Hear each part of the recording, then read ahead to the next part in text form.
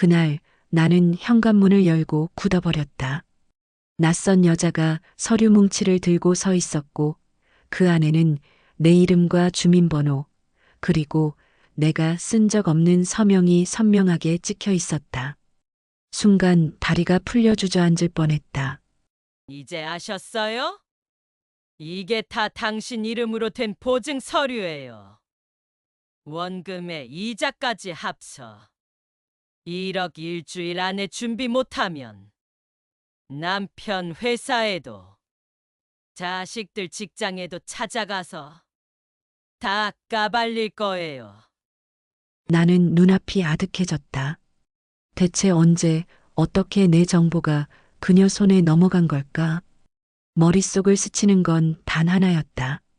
서류에 내 이름을 끌어다 쓸 수 있는 사람, 오직 정하준뿐. 그럴 리가 없어, 하준 씨가.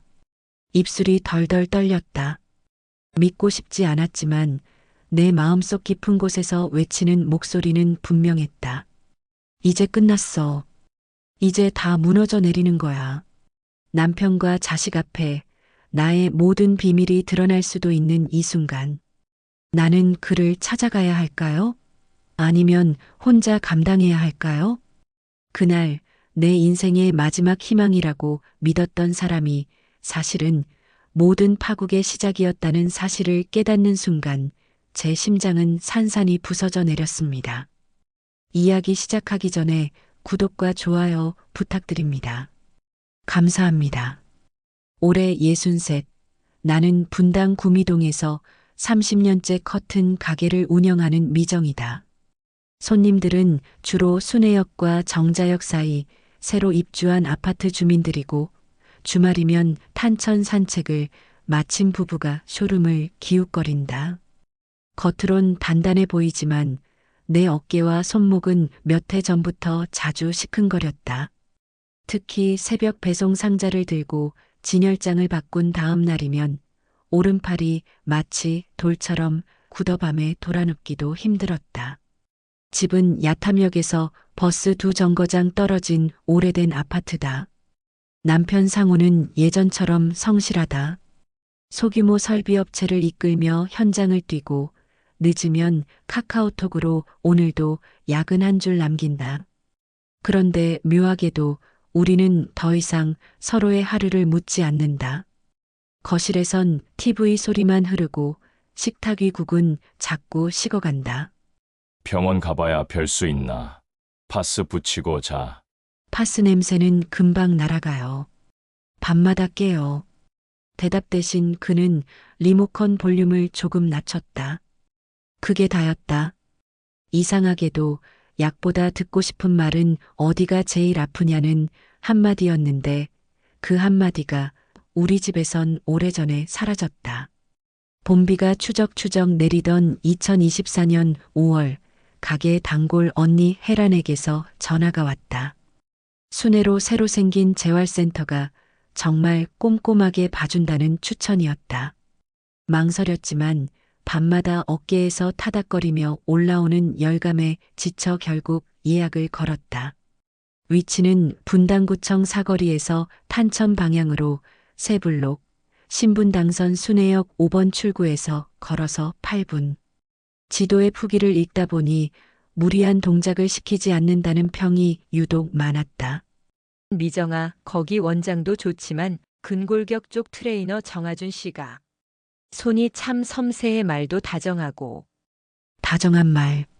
전화가 끊기고도 그 말이 한참 귀에 맴돌았다. 다정함은 통증보다 먼저 사라지는 것. 우리가 언제부터 그걸 잃었을까? 첫 방문 날 센터는 생각보다 조용했다. 로비는 밝은 우드톤, 창밖으로는 탄천 보행교 난간이 보였다. 접수대에서 태블릿 초진 설문을 작성했다. 평소 통증 강도, 수면 시간, 복용약, 그리고 전자 서명. 개인정보 제공 동의 칸에 서명을 하며 잠깐 멈칫했다. 내 이름 3글자를 손가락으로 그리며 이상하게 가슴이 쿵 내려앉았다.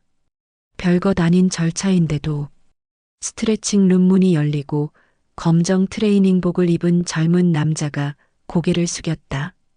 명찰엔 정아준이라 적혀 있었다.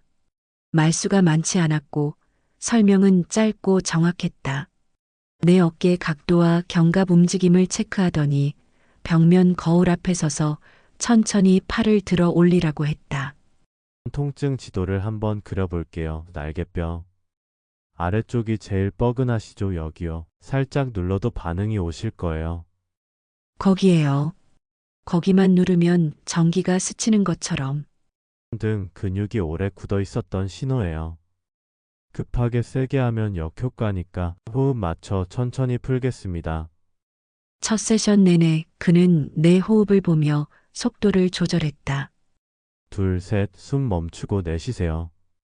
그 말들이 이상하리만큼 안정감을 줬다. 손끝은 분명했지만 과하지 않았다. 고개를 돌리면 재활실 유리창을 통해 옆방 러닝머신의 붉은 표시등이 깜빡이는 게 보였다. 별일 아닌 풍경인데 오래 잊고 있던 누군가가 나를 온전히 보고 있다는 감각이 서서히 돌아왔다. 평소 잠자리는 오른쪽으로 누우세요. 네. 습관처럼. 오늘은 왼쪽으로 10분만 누워보세요. 아이스팩은 15분까지만. 그리고 물 미지근하게. 밤에 어깨가 달아오르면 팔꿈치 밑에 작은 베개 하나. 세션이 끝나자 작은 종이컵에 따뜻한 보리차를 건넸다. 나는 그 조그만 호의에 이상하게 울컥했다. 고객으로서가 아니라 사람으로서 건네는 말 같아서. 설명 고맙네요. 요즘은 묻는 사람도 들어주는 사람도 없어서. 아프다고 말하는 게 제일 큰 용기예요. 오늘 그걸 하셨으니 반은 오신 거예요. 집으로 돌아오는 길 순회교를 건너 탄천 물빛이 잔잔했다. 비가 그친 자리에 햇살이 얇게 깔렸다. 버스 안에서 창에 비친 내 얼굴이 이상하게 환해 보였다. 몸이 다 나은 건 아니지만 적어도 누군가 내 통증의 모양을 기억해 준다는 사실이 마음을 데웠다. 그날 밤 오랜만에 연속으로 4시간이나 잠을 잤다. 새벽 3시 눈을 떴을 때 어깨가 불타오르지 않았다. 텅 빈 거실에서 냉수 한 잔을 마시고 셔터처럼 내려오던 마음의 어두운 막이 조금 들리는 기분을 느꼈다. 어제보다 표정이 낫네. 재활 다녀왔어요.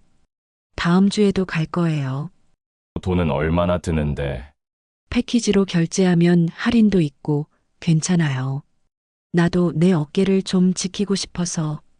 그는 알아서 해하고 자리에서 일어났다. 무심한 말이었다.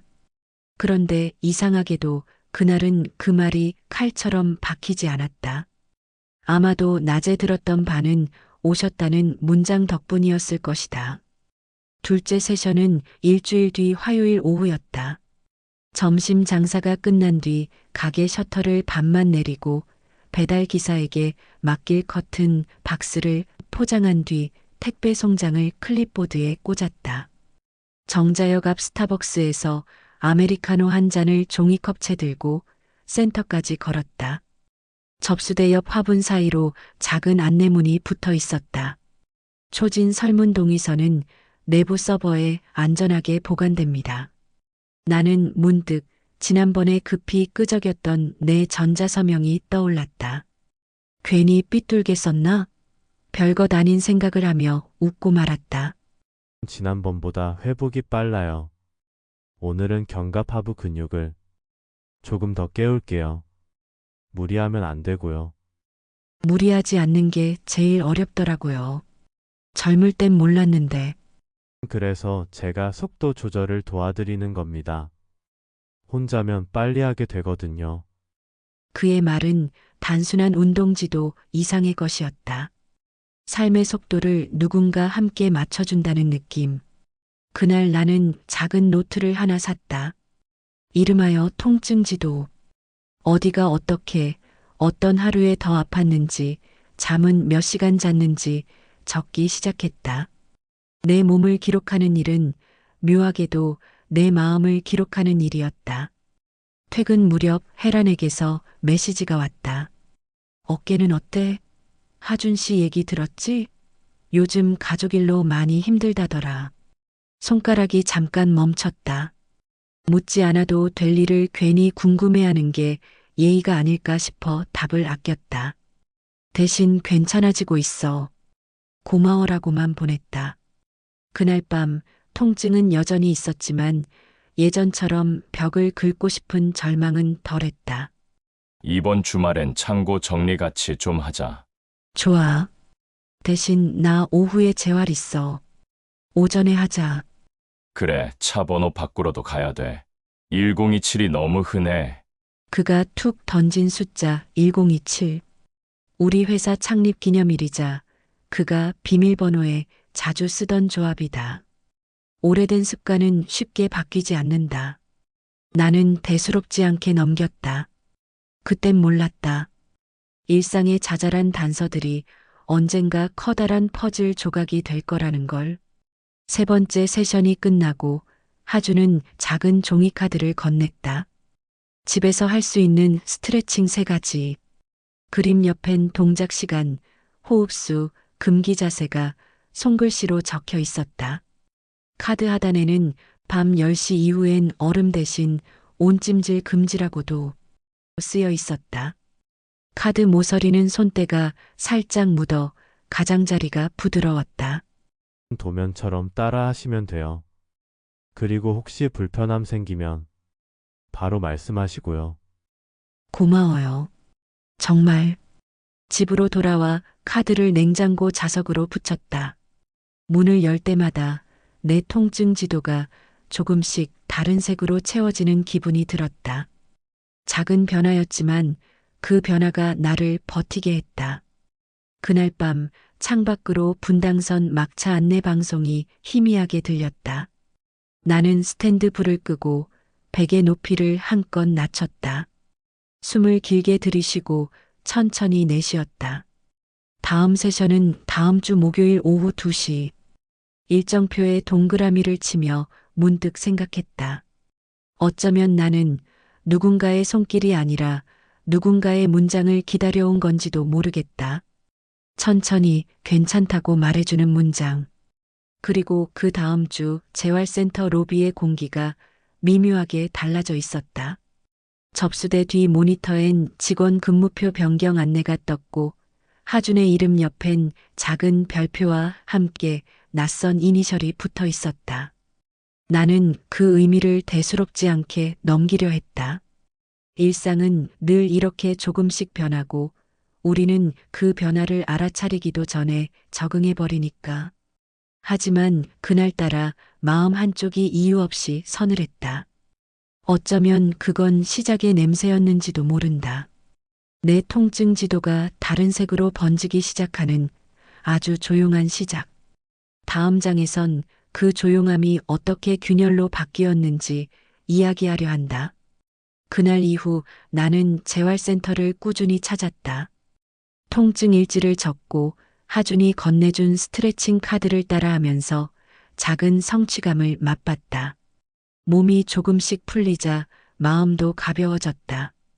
집에 돌아와 저녁 준비를 할 때면 남편이 TV를 보는 소리가 여전히 배경음처럼 깔려 있었지만 이상하게도 예전만큼 답답하게 들리지 않았다. 내 이야기를 들어주는 사람이 있다는 사실 하나가 버팀목이 되어준 덕분이었다.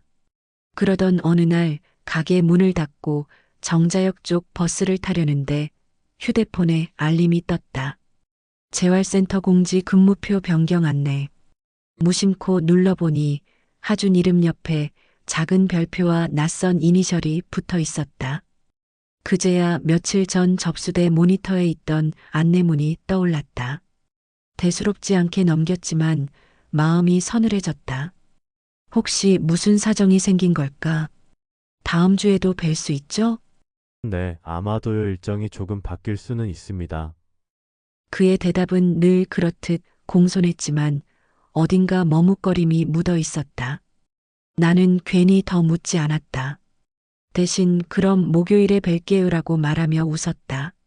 하지만 버스 창밖으로 스치는 분당 불빛을 보며 웃음이 오래가지 못할 거라는 예감이 마음을 무겁게 눌렀다. 그 예감은 오래 걸리지 않아 현실이 되었다. 어느 목요일 평소처럼 재활센터에 도착했을 때 접수 직원은 난처한 표정으로 말했다.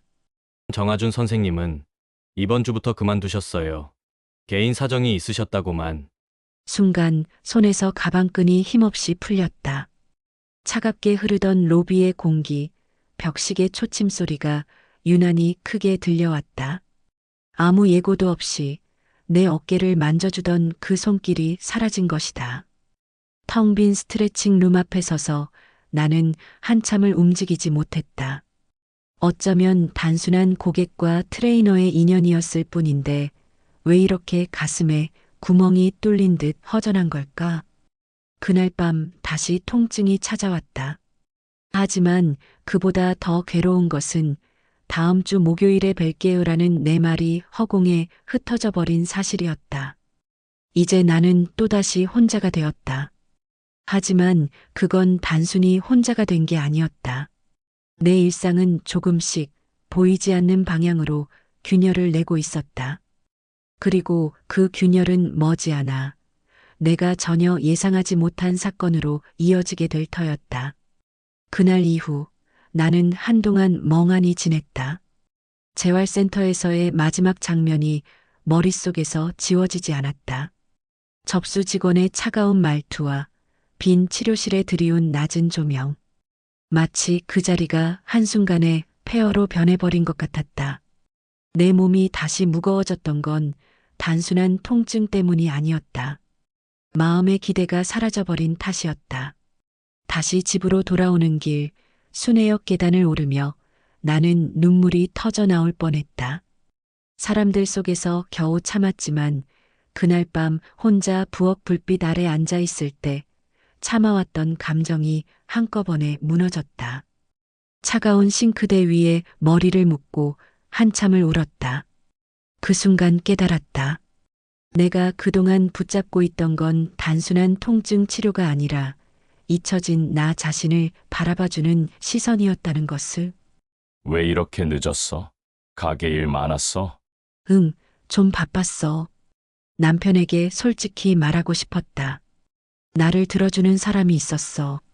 하지만 그 말은 끝내 나오지 않았다. 대신 국을 데우고 상을 차리고 남편이 TV를 보는 소리를 들으며 또다시 침묵 속에 앉아 있었다. 시간은 흘렀다. 여름이 가고 가을이 오면서 나는 억지로 일상에 적응하려 했다. 가게에는 여전히 손님이 오고 주문은 이어졌다. 몸은 다시 뻐근했지만 마음의 허전함은 그보다 더 깊었다. 이제 다 끝난 걸까? 스스로에게 그렇게 되묻는 날이 많아졌다. 그러던 1년 뒤 뜻밖의 순간이 찾아왔다. 백화점에서 장을 보고 지하 주차장으로 내려가던 오후였다. 무거운 장바구니를 들고 걸음을 옮기던 내 앞에 낯익은 뒷모습이 보였다. 깔끔한 셔츠 차림, 전보다 조금 더 마른 듯한 옆얼굴. 심장이 쿵 하고 내려앉았다. 정아준이었다. 그가 휴대폰을 만지작거리며 누군가를 기다리듯 서 있다가 고개를 들었고 우리의 시선이 마주쳤다. 순간 시간이 멈춘 듯 숨이 막혔다. 사모님, 오랜만입니다. 잘 지내셨어요? 1년 만에 다시 들은 목소리는 여전히 낮고 다정했다. 하지만 나는 쉽게 대답할 수 없었다. 반가움과 서운함, 그리고 설명할 수 없는 두려움이 한꺼번에 몰려와 목이 막혔다. 그는 잠시 망설이다가 작은 미소를 지으며 다가왔다. 그리고 곧 내 앞에 하얀 편지 봉투를 내밀었다. 두툼하게 들어찬 무언가의 묵직한 감촉이 손끝에 전해졌다. 오늘 밤 제 부탁 하나 들어주실 수 있을까요? 이건 제 마음입니다. 나는 얼어붙은 채로 봉투를 내려다보았다. 그 안에 어떤 진심이 담겨 있을지 아니면 어떤 낯선 그림자가 드리워져 있을지 알 수 없었다. 다만 이 순간이 앞으로 내 인생을 송두리째 흔들어 놓을 거라는 불길한 예감만이 차갑게 스며들었다. 그날 주차장에서 받은 하얀 봉투는 내 손에 차갑게 내려앉아 있었다. 단단히 접힌 종이의 감촉은 묘하게도 날 숨막히게 했다. 봉투 속에 두툼하게 들어있는 건 돈이었고 그 돈을 건네며 내 눈을 똑바로 바라보던 하준의 표정은 여전히 다정한 듯 보였지만 어딘가 낯설었다. 이게 뭐예요? 대체 무슨 뜻이에요? 오해하지 말아주세요. 가볍게 드린 게 아니에요. 제가 지금 너무 힘든 상황이라 오늘 밤만 제 곁에 있어 주시면 안 될까요? 그의 목소리엔 절박함이 묻어 있었지만 내 귀에는 돈으로 위로를 사려는 말로밖에 들리지 않았다. 1년 전 나를 환하게 웃게 하던 그 다정한 손길이 한순간에 가표를 달고 돌아온 셈이었다. 나는 봉투를 쥔 채 얼어붙은 것처럼 서 있었다. 주차장 천장의 형광등이 희미하게 깜빡이며 우리의 그림자를 길게 늘여놓았다. 집으로 돌아오는 내내 마음속에서 수많은 목소리가 부딪혔다. 그를 밀어내야 한다는 분노와 그래도 사정이 있지 않을까 하는 연민이 번갈아 고개를 들었다. 남편과 마주 앉아 저녁을 먹으면서도 밥맛이 전혀 느껴지지 않았다. 숟가락을 내려놓으며 문득 생각했다. 만약 이 사실을 남편이 알게 된다면, 아니 자식들이 알게 된다면 내 삶은 어떻게 변할까? 밥맛이 없나? 요즘 왜 이렇게 멍해 보여? 그냥 피곤해서 그래요. 짧은 대답 뒤 긴 침묵만 흘렀다. 나는 식탁 위 하얀 봉투가 올려져 있는 듯한 착각에 사로잡혔다.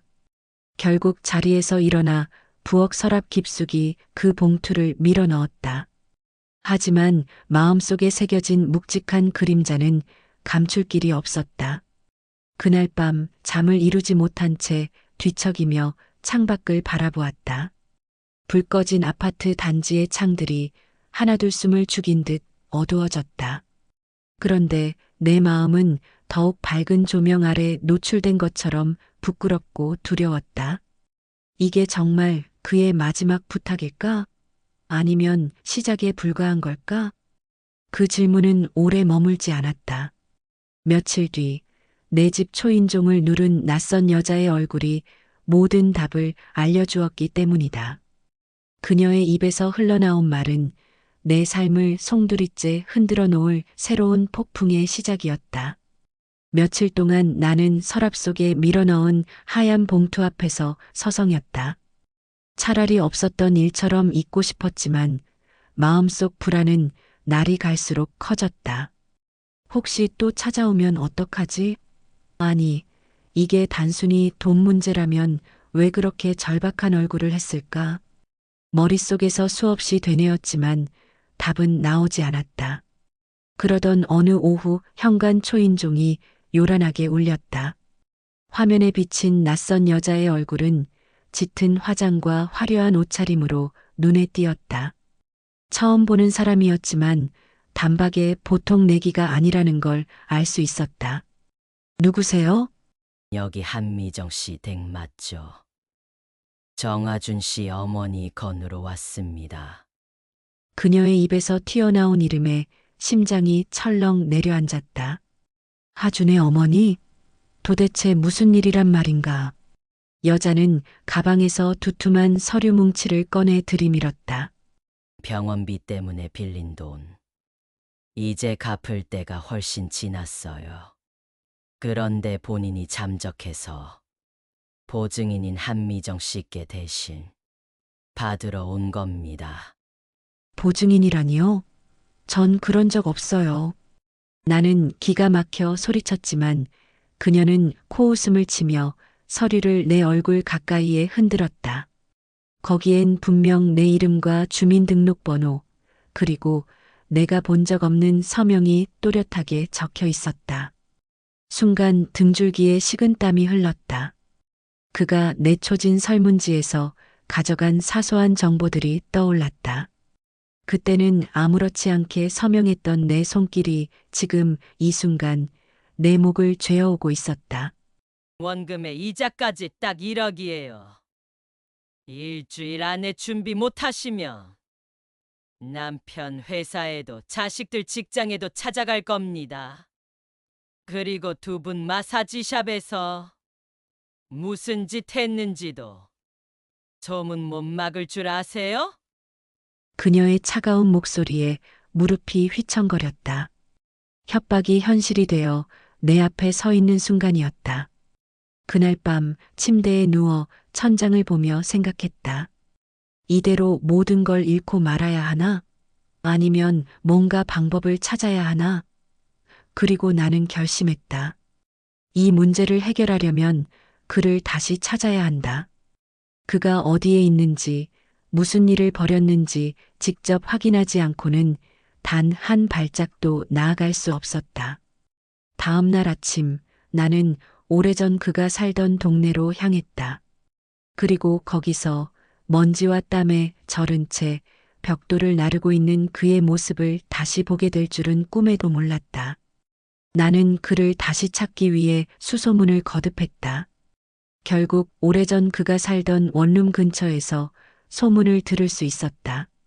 요즘 공사장에서 막노동을 한다더라. 낯설고 믿기 어려운 말이었지만 발걸음은 자연스레 그곳으로 향했다.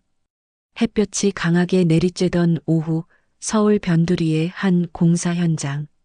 먼지와 시멘트 냄새가 뒤섞인 곳에서 익숙하면서도 한참 낯설어진 얼굴이 보였다. 땀에 젖은 셔츠, 무겁게 벽돌을 나르는 어깨. 분명 하준이었다.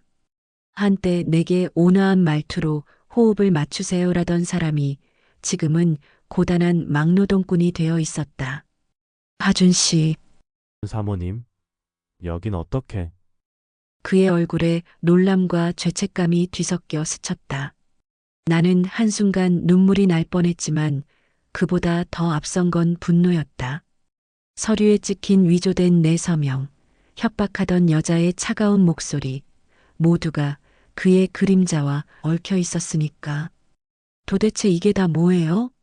보증 서류는 뭐고 사채는 또 뭐예요? 당신이 나한테 무슨 짓을 한 건지 지금 여기서 다 말해요. 내 목소리는 떨렸지만 분노가 한껏 실려 있었다. 하주는 아무 말도 못한 채 고개를 떨구었다. 결국 그의 눈가에 뜨거운 눈물이 고였다. 죄송합니다. 정말 죽을 죄를 지었습니다. 어머니가 급성 백혈병으로 쓰러지셨고 수술비가 급해 사채를 썼습니다. 그런데 그 여자가 최설인이 제 정보를 쥐고 흔들었어요. 당신 이름도 서명도 그 여자가 꾸민 겁니다. 하준의 고백은 충격적이었다. 믿고 싶지 않았지만 그의 얼굴에 번지는 절망은 거짓으로 보기 어려웠다. 그러나 나는 그를 쉽게 용서할 수 없었다. 내 인생이 또다시 나락으로 떨어질 수 있는 벼랑 끝에 서 있었기 때문이다. 그럼 이제 어쩔 건데요? 당신은 사라지면 그만이지만 난 가정도 명예도 다 걸려 있어요. 제가 책임지겠습니다. 어떻게든 제 장기라도 팔아서라도 사모님께 피해는 안 가게 할 겁니다. 그의 절박한 목소리에 순간 흔들렸지만 마음속 깊은 곳에서는 여전히 분노와 두려움이 뒤엉켜 있었다. 이 문제는 단순히 하준의 사정만이 아니었다. 남편 그리고 내 가정을 향한 그림자까지 드리워져 있었으니 공사장을 떠나 집으로 돌아오는 길, 내 눈앞에 믿을 수 없는 광경이 펼쳐졌다. 현관 앞에 서 있는 남편 옆에는 낯익은 여자가 함께였다. 바로 그 나를 협박하던 채설인이었다. 두 사람은 마치 오래전부터 알던 사이처럼 웃으며 이야기를 나누고 있었다. 나는 나무 뒤에 몸을 숨기고 그 장면을 바라보았다. 심장은 귀를 찢을 듯 요동쳤고 숨조차 쉴 수 없었다. 머릿속을 스쳐 지나간 단 하나의 생각. 이건 단순한 우연이 아니야. 뭔가 더 큰 계략이 숨어 있다. 그리고 곧 남편의 입에서 튀어나온 한마디가 내 예감을 현실로 바꿔버렸다. 나는 나무 뒤에 몸을 숨긴 채 귀를 곤두세웠다. 남편과 서린이 주고받는 대화는 나를 얼어붙게 만들었다. 남편의 목소리는 낮고 침착했지만 그 안에 담긴 뜻은 너무도 차가웠다. 걱정 마세요. 사장님 제가 아주 깔끔하게 처리할 겁니다. 그 아줌마, 곧 제 발로 집을 나가게 될 거예요. 역시 믿을 만하시네요. 돈은 내일 바로 입금하겠습니다. 그 순간 내 온몸에서 피가 가슴 위로 치밀어 올랐다. 단 한 번도 의심하지 않았던 남편이 나를 협박하던 여인과 같은 편이 되어 있었다.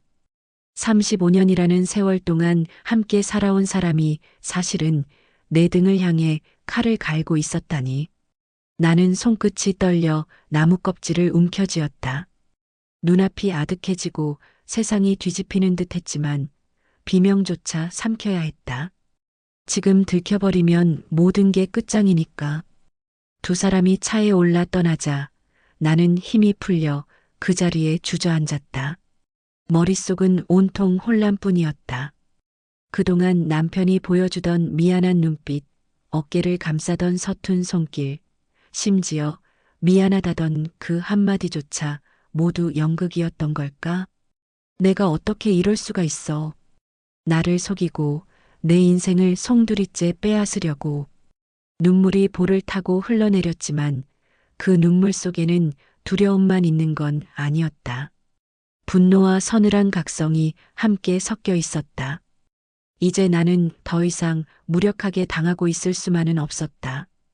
그날 밤 집에 들어서니 남편은 아무 일 없었다는 듯 소파에 앉아 TV를 보고 있었다. 나는 숨을 고르며 조심스레 그의 방으로 향했다. 서재 한쪽 구석에는 늘 잠겨있던 작은 금고가 있었다. 그 안에 모든 답이 있을 것 같았다. 비밀번호는 늘 그가 즐겨 쓰던 숫자, 회사 창립일자 1027. 나는 떨리는 손끝으로 그 조합을 눌렀다. 철컥 하고 열리는 소리와 함께 금고 문이 열렸다. 그 순간 내가 마주한 것은 상상조차 못한 진실의 무더기였다. 계약서, 통장 내역, 그리고 그 여인과 남편이 주고받은 서류들이 빼곡히 쌓여 있었다. 그리고 나는 알았다. 이건 단순한 외도나 순간의 배신이 아니라 철저히 계획된 계략이었다는 것을. 서류 더미를 꺼내들며 내 마음속에서 한 가지 결심이 단단히 자리 잡았다. 더 이상 피해자가 아니라 증거를 쥔 사람으로서 맞서야 한다는 결심이었다. 그리고 바로 그 순간 내 삶은 조용히 새로운 국면으로 접어들고 있었다. 이제는 그들보다 한 발 앞서 움직여야 했다. 그리고 이 증거들이 내 반격의 시작이 될 것이었다. 금고 안에서 꺼낸 서류 더미를 책상 위에 펼쳐놓는 순간 심장이 터질 듯 뛰었다. 잉크가 아직 마르지 않은 듯한 계약서, 불법 대부업자 명단, 그리고 남편과 서린이 주고받은 메모들까지. 모든 게 명백했다. 남편은 단순히 나를 떠나려 했던 게 아니라 나를 철저하게 무너뜨리고 회사까지 넘길 작정을 했던 것이다. 나는 손끝을 다독이며 서류들을 차례대로 휴대폰 카메라에 담았다. 손이 덜덜 떨려 사진이 흐릿하게 찍히기도 했지만 멈출 수 없었다. 이건 내 생애 처음으로 쥔 무기였다. 더 이상 눈물로만 시간을 보내지 않으리라. 다음 날 아침 나는 오랜 친구 혜란을 찾아갔다. 혜란은 봉사단체 일을 오래 했고 남편은 지역 언론사에서 일하는 사람이었다. 그들에게 모든 걸 털어놓기까지 오랜 시간이 걸렸지만 결국 나는 떨리는 목소리로 모든 진실을 말했다. 정말 그랬단 말이야? 내 남편이 서린이랑 손잡고 널 내쫓으려고. 그래. 그리고 증거도 있어. 직접 다 찍어뒀어. 바보 같은 소리 하지 마. 넌 피해자야. 혼자 끙끙 앓을 일이 아니야. 도형 씨한테 얘기해보자. 언론에서 다룰 수 있을 거야. 혜란의 말에 마음 한켠이 무너져 내리듯 안도감이 들었다. 이제는 혼자가 아니었다. 하지만 동시에 두려움도 엄습했다. 만약 그들이 내 계획을 눈치채면 어쩌지? 남편은 결코 호락호락한 사람이 아닌데. 집으로 돌아오는 길, 분당선 창밖으로 스치는 풍경이 낯설게 보였다. 그동안 나를 둘러싸고 있던 일상이 사실은 커다란 함정 위에 세워져 있었다는 사실이 서서히 실감났다. 그날 저녁 남편은 아무렇지 않게 물었다. 이혼 서류는 언제쯤 도장 찍어줄 거야? 더 끌지 말고 정리하자. 나는 속으로 차갑게 웃었다. 이제 곧 내가 어떤 함정에 빠질지 전혀 모른 채 여유롭게 앉아 있는 모습이 역설적으로 안쓰럽기까지 했다. 하지만 겉으로는 고개를 끄덕이며 대답했다. 그래요. 조만간 준비하죠. 그날 밤 나는 서류들을 정리해두며 마음속으로 다짐했다. 이 싸움은 단순한 부부의 갈등이 아니라 내 인생을 되찾기 위한 전쟁이다. 그리고 곧 다가올 그날 모든 게 세상에 드러나게 될 것이다. 그리고 마침내 그날이 다가왔다. 남편과 설인, 변호사까지 모여 앉은 호텔 레스토랑. 나는 도장을 찍는 척 펜을 들었고 동시에 준비된 화면이 켜지며 모든 진실이 세상 앞에 공개되려 하고 있었다. 호텔 레스토랑은 평소처럼 고급스러운 조명과 은은한 음악으로 가득했지만 내 눈에는 전쟁터처럼 느껴졌다. 테이블 한가운데에는 이혼 서류가 놓여 있었고 남편과 설인, 그리고 그들의 변호사가 여유로운 미소를 띠고 앉아 있었다. 그들은 이미 승리를 확신하는 얼굴이었다. 미정. 이제 끝내자. 괜히 더 끌면 서로 피곤해져. 맞아요. 다 정리하고 나면 편해지실 거예요. 그동안 고생 많으셨잖아요. 설인의 비아냥거림 섞인 말투에 순간 이가 갈렸지만 나는 애써 표정을 감췄다. 펜을 들어 서류 위에 사인을 하는 척하며 시간을 끌었다. 그 순간 레스토랑의 모든 텔레비전 화면이 동시에 바뀌었다. 뉴스 속보처럼 등장한 화면에는 남편과 설인이 주고받던 녹취 파일과 불법 대부 계약서 사본이 차례대로 재생되기 시작했다. 그 아줌마 곧 내쫓을 수 있을 겁니다라는 남편의 목소리가 울려 퍼지자 레스토랑 안은 술렁임으로 가득 찼다. 사람들의 시선이 한꺼번에 우리 테이블로 쏠렸고 남편의 얼굴은 사색이 되었다. 설이는 손에 쥔 가방을 놓칠 정도로 당황했다. 변호사조차 눈치를 보며 자리를 피하려 했다. 이게 뭐야? 내가 무슨 짓을 한 거야? 당신이 한 짓을 내가 세상에 보여주고 있을 뿐이야. 내 목소리는 차분했지만 그 안에는 지난 세월 억눌려 있던 울분과 결심이 담겨 있었다. 곧이어 레스토랑 문이 열리며 경찰들이 들어왔다. 탈세와 불법 대부, 협박 혐의로 당신들을 체포한다는 말이 울려 퍼졌다. 남편과 설인의 손목에 차갑게 수갑이 채워졌다. 남편은 끌려가면서도 끝까지 나를 노려보았다. 내가 감히 나한테 이런 짓을. 당신이 자초한 일이야. 지은 죄만큼 치러. 그 순간 지난 세월의 무게가 어깨에서 스르르 내려가는 듯했다. 하지만 마음 한켠에는 공허함과 두려움도 동시에 남아 있었다. 모든 폭풍이 지나갔지만 이제 나는 어디로 가야 할까? 그리고 레스토랑을 나서던 순간 입구에서 낯익은 얼굴과 마주쳤다. 한때 나를 지켜주겠다던 그 사람 하준이었다. 먼지와 땀에 젖은 모습은 사라지고 다시 단정한 셔츠 차림으로 서 있는 그의 모습에 심장이 순간 멎는 듯했다. 새로운 파장이 시작될 것임을 예감하며 나는 그를 똑바로 바라볼 수밖에 없었다. 레스토랑 입구에 서 있던 하준의 모습은 내게 또 다른 충격으로 다가왔다. 경찰에 끌려가던 남편의 고함이 여전히 귓가에 맴돌고 있었지만 정작 내 눈길은 그곳에 굳어 있었다. 깨끗하게 다려진 셔츠, 이전보다 수척해졌지만 여전히 깊은 눈빛. 한때 내게 따뜻한 손길을 건네던 그 사람이 다시 눈앞에 서 있었다. 여기 어떻게... 저도 끝내고 싶었습니다. 도망만 다니는 게 아니라 마지막으로 사모님께 제 진심을 전해야겠다고 생각했어요. 그의 목소리는 여전히 낮고 차분했지만 한 단어 한 단어가 묵직하게 가슴에 박혔다. 나는 무너져 내린 감정을 추스르며 애써 그를 똑바로 바라봤다. 그러나 마음은 갈피를 잡지 못했다. 남편의 배신으로 무너진 신뢰, 그리고 하준이 남긴 상처까지. 그 사이에서 나는 또다시 흔들리고 있었다. 밖으로 나오니 저녁 하늘이 붉게 물들어 있었다. 호텔 앞 도로엔 여전히 웅성거림이 남아 있었고 기자들이 몰려들어 플래시가 번쩍였다. 나는 하준과 함께 발걸음을 옮겼다. 하지만 쉽사리 말이 이어지지 않았다. 무엇을 먼저 물어야 할지, 어떤 대답을 들어야 할지 알 수 없었다. 저 어머니는 이제 안정을 찾으셨어요. 다행히 치료가 잘 돼서 더는 무리하게 돈을 빌리지 않아도 됩니다. 그럼 왜 나를 그런 일에 끌어들였어요? 왜 말도 없이 떠나버렸냐고요.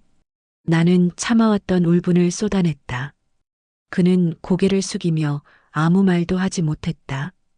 그 모습이 더욱 답답하고 원망스러웠다. 동시에 어쩐지 마음 한 구석이 흔들리기도 했다.